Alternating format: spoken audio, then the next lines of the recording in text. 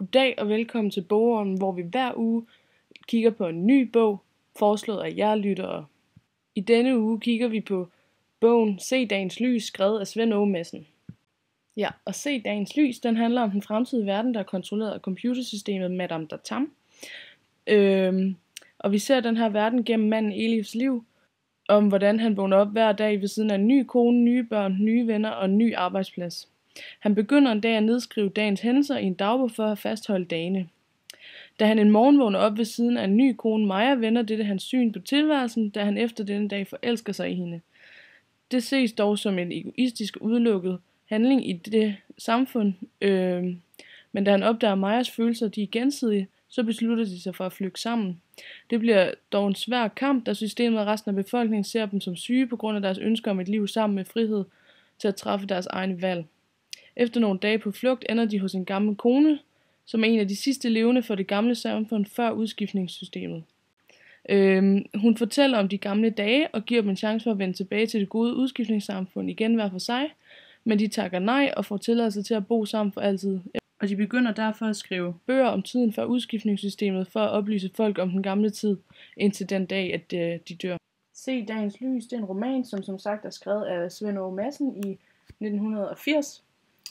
Og bogen, den er skrevet som hovedpersonen Elifs dagbog. Og bogen, den bliver derfor fortalt af en jeg-fortæller, som både gør bogen oplevende og handlende. Og i bogen forekommer der meget en dialog gennem hele historien. Der er meget beskrivelse i slutningen, da man hører om det gamle samfund, og i starten er det meget beretning, da man lige sådan skal ind i handlingen, før alle detaljerne de kommer på plads. Man kan nemt føle, at det er en dagbog, fordi at den første del, kapitel sådan 1-7 cirka, hvor der stadig er kontrol over tingene, og udskiftningssamfundet er meget centrum, bliver skrevet i nutid. Og den midterste del, 18-14, som er konfrontation med samfundet, er skrevet i datid, som højst sandsynligt skyldes, at de er jo på flugt og sådan noget. Så han kan jo ikke skrive det der imens. Og til sidst, i kapitel 15, skriver Elif igen i nutid, som ligesom viser, at der ligesom er kommet ro og standpunkt i hans liv. Og bogen, den er sådan til dels kronologisk, fordi i de første 7 kapitler, der har hver dag ligesom et kapitel. Men under flugten, så forsvinder det tidsmæssige system, og det er ligesom om, at dagene de sådan smelter sammen. Og hvis man så kigger på personerne, så har Svend Åge Madsen ikke bare valgt at kalde dem det han har kaldt dem for sjov. Han har tænkt meget over det, og hver af de vigtigste personers navn har ligesom en betydning, som ligesom karakteriserer de her personer. Og når jeg fortæller om personerne, så vil jeg også fortælle betydningen af deres navn til at starte med. Og hvis vi starter med Elif Rygge, som er den ene hovedperson, så betyder hans navn, det betyder altid forladt, og hans efternavn Rygge, det betyder omsorg eller opmærksomhed. Og det her altid forladt, det er nok et symbol på den her følelse Elif han har, da han opdager den her tomhed ved udskiftningssamfundet. Og hans efternavn, som betyder omsorg eller opmærksomhed, er nok et symbol for det han søger. At han søger ligesom opmærksomhed og omsorg, som ellers ikke er noget, som er muligt at opnå i det samfund, han er i. Og Elif gennemgår en stor udvikling i romanen. Til at starte med, der er han en gennemsnitlig borger, der egentlig er godt tilfreds med sit liv i udskiftningssamfundet. Eller rettere sagt, så tror jeg aldrig, han har tænkt over, at det kunne være anderledes. Men da han så bliver forelsket i Maja, så bliver der ligesom vendt op og ned på det hele. For derefter så bliver kærlighed, det bliver et udgangspunkt for Elif. Og hans ønske om at indgå et fast forhold med Maja, det gør ham ligesom til en oprør mod det her system. Derfor kommer Elifs tanker, handlinger og ønsker ligesom til at fremstå som sådan en kontrast til det billede, der ellers hersker i det her samfund om, at det her udskiftningssamfund, det er ideelt. Hvis vi så kigger på romanens anden hovedperson, Maja, så betyder ordet Maja, det betyder trolddom eller blindværk. Og det er jo sådan set også Majas karaktertræk. Hun forblinder jo Elif med kærlighed, og samtidig så hun har de her holdninger mod det her udskiftningssamfund, som hun sådan egentlig får overbevist Elif om. Majas funktion i romanen er, at hun ligesom bringer det, som vi i vores samfund betragter som menneskeligt frem i Elif.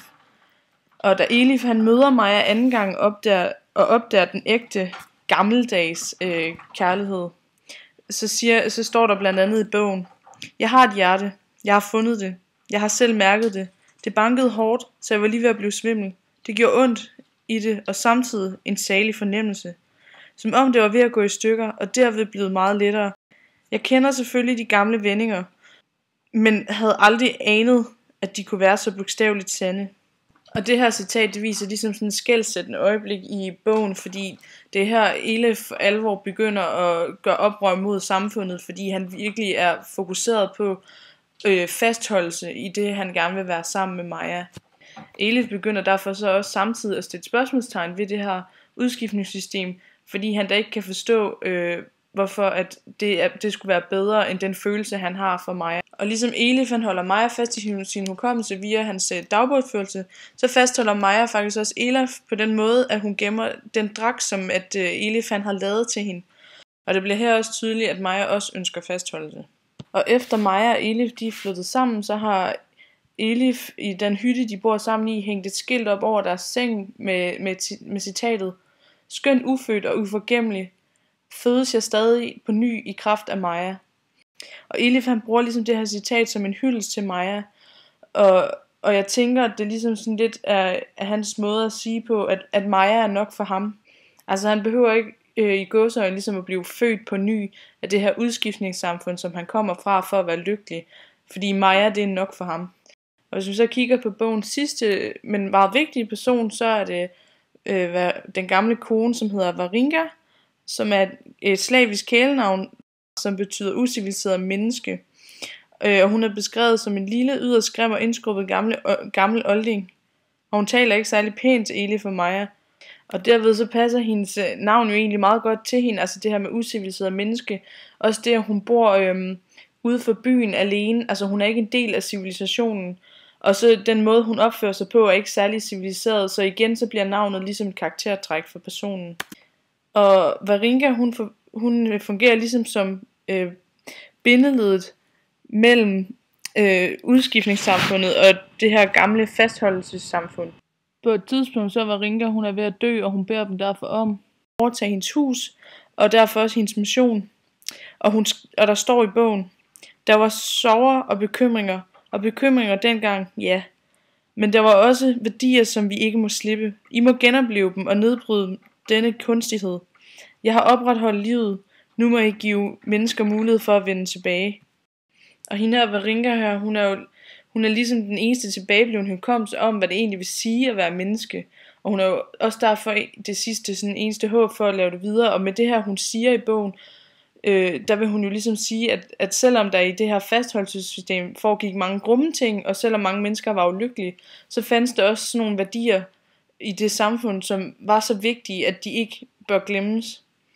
Og derfor så er spørgsmålet så om det her med, at Varinga hun prøver at overtale den til at tage tilbage, og hendes beretning om, hvor frygtelig fastholdelsessamfundet egentlig var, om det ikke egentlig bare er en test for at se, om de er værdige til ligesom at overtage hendes mission om at få de her værdier tilbage i verden. Og hvis man kigger sådan lidt på synet på det her samfund, altså det her udskiftningssamfund for romanen, så går det op for Elif og Maja, at det egentlig ikke er særlig ideelt.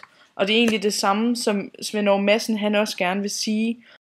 Og der er et godt sted i bogen, der ligesom beskriver, hvad de egentlig mener om det her udskiftningssamfund.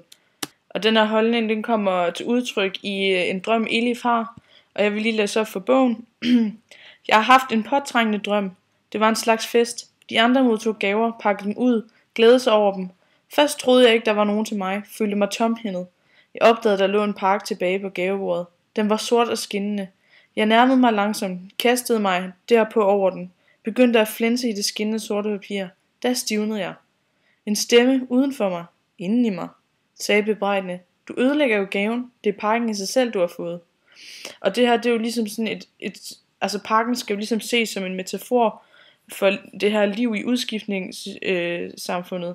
Altså flot, men det er indholdsløst. Og ligesom hvis du river for meget i indpakningen, så ødelægger man det her flotte billede af, at det her udskiftningssamfund, det skulle være ideelt. Og i den her roman, så i stedet for at kapitlerne, de er delt ind, altså de er nummereret, så starter hver af dem med et motto, som ligesom har en sammenhæng med det pågældende kapitel, men samtidig også fortæller noget om bogen overordnet. Og alle de her citater på nær 3, de er skrevet af Elif selv. Og for eksempel så bliver det første kapitel indledt af notatet: Tiden den blodsyrer, gør mine dage flygtige som billeder, der glider forbi mig. Og det her, det er ligesom sådan Elif han føler sit liv, at det er hans problem, at han mangler sammenhæng i sit liv, da han føler, at det glider forbi ham, uden han når at fordybe sig i det. Og et andet eksempel, det er kapitlet, der starter med notatet: Vågner jeg, en dag rigere, en dag fattigere. Og ligesom Elif, han ved ikke rigtigt, om han spilder livet på usammenhængende bekendtskaber, eller om han udvikler sig som en person.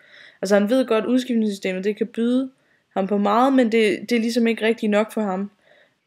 Og et sidste citat, det kommer fra det kapitel, hvor at Elif han vågner op ved siden af mig igen. Og i starten af det kapitel, der står: Den morgen verden kom til verden.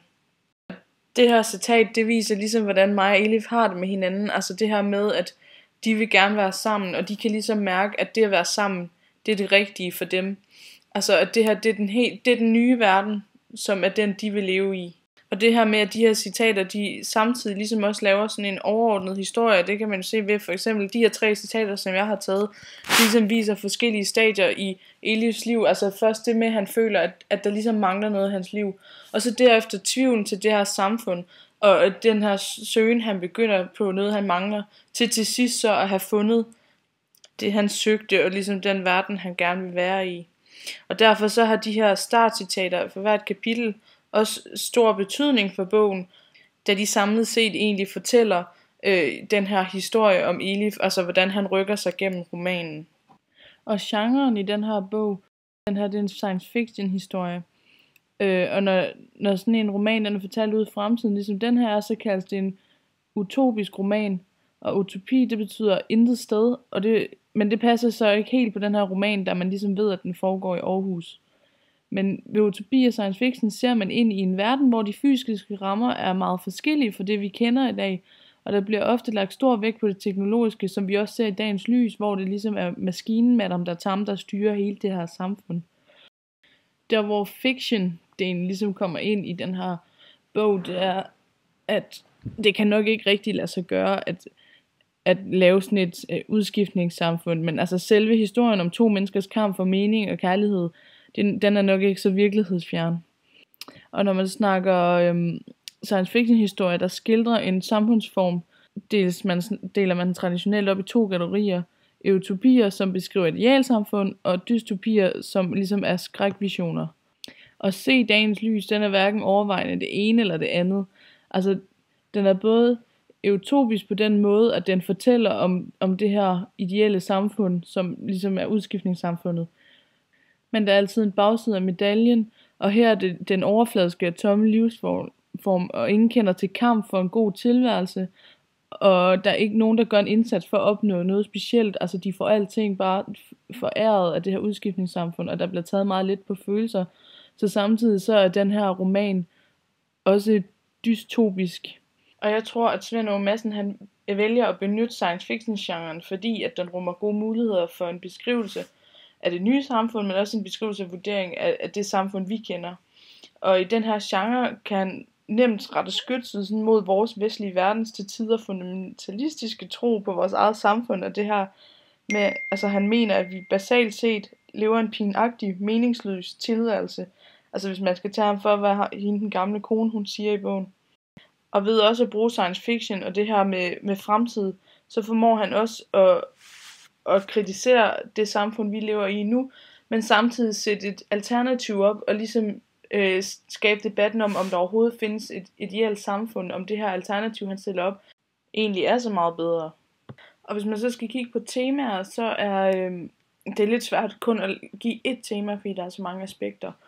Men et rimelig centralt tema, det er i hvert fald det her med identitet og eksistens, og hvad der er menneskeligt og ikke menneskeligt, fordi på et tidspunkt i romanen, der både Elif og Maja, de er overbevist om, at alle de andre, de er magnetter, og på et tidspunkt, så kommer Maja så meget i tvivl om, hvorvidt de andre i det her udskiftningssystem, de er kunstige, at hun faktisk går hen og skærer en mand i armen, for at se, om han kan bløde. Og det her tema med identitet og eksistens, det laver ligesom sådan et spørgsmål om vi egentlig blot er dukker, der udfører nogle roller i et større spil. Og et andet centralt tema, det er det her med udskiftning over for fastholdelse, hvor at man i udskiftningssystemet, der bliver ens liv meget bredt, i stedet for dybt, og man har ikke rigtig mulighed for at gå ned i ægte dyb kærlighed, hvorimod at det her med fastholdelse, det giver så den mulighed, men du får ikke et særligt bredt liv, ligesom at de gør i det her udskiftningssystem. Og med det her tema, der viser Svend Aage Madsen ligesom, at det er umuligt at skabe et samfund, hvor alle mennesker, de både er frie og lykkelige. Svend Aage Madsen, han får derfor vist, at det trods alt er vigtigere at leve i et samfund, hvor der er basis for ægte kærlighed, både kærlighed mellem to personer, men også kærlighed til familie og venner, end at leve i et samfund, hvor man hele tiden bliver underholdt. Og det her med, at det hører med til livet at have forpligtelser over for sine medmennesker. Og den her bog af Svend Aage Madsen, den vil jeg gerne give 6 ud af 6 stjerner. Og det vil jeg gerne, fordi Svend Aage Madsen, han formår at spille på forhold mellem fiktion og realisme så eminent, at man som læser bliver fuldstændig suget ind i hans univers. Og når man læser bogen, så virker udskiftningssamfundet helt realistisk og virkeligt. Og det her, det bliver sådan især understøttet af, at bogen den ligesom er skrevet i et rigtig let tilgængeligt sprog, som gør det ekstra nemt at komme rigtig dybt ind i handlingen. En anden grund til, at Svend Aage Madsen han fortjener 6 stjerner for bogen Se dagens lys, det er, at der virkelig er sans for detaljen. Det med, at der er en opslagsliste bag i bogen, hvor at der står betydningerne af de forskellige navn, og det med, at han altså har tænkt over de mindste ting, som altså bare det der med personers navn, også det med, at han starter hvert kapitel med et motto, i stedet for et tal, som ligesom har en betydning for romanen. Derudover må vi ikke glemme, at de 6 stjerner, de selvfølgelig også er givet, fordi det er en rigtig, rigtig god historie, som bør læses af alle. Og det var alt, hvad vi havde for denne uge i bogen, og vi ses næste uge til en ny omgang, hvor vi kigger på en ny bog.